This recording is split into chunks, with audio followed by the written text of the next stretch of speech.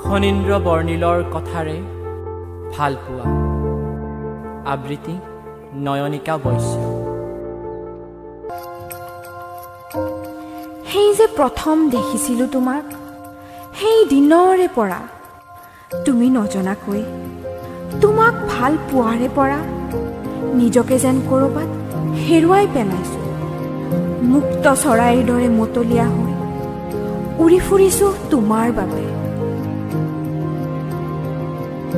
কেতিয়াবা নৈৰ পাৰত, কেতিয়াবা পথৰ কাষত ৰৈ থাকোঁতে গৈ থাকোঁতে কেৱল তোমাৰেই কথা ভাবোঁ জানো।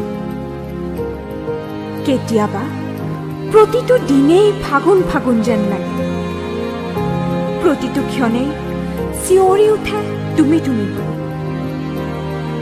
তোমাৰ সুমধুৰ চাৱনিয়ে জোনাক নিশা মোৰ সপোনত বৰকৈ কৰেহি আমনি।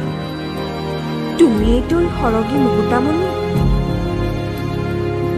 মোৰ দৰে তোমাৰো চাগে একেই আশা, একেই হেঁপাহ, অথচ নাজানো মই কাক কৈ ভাল পোৱা।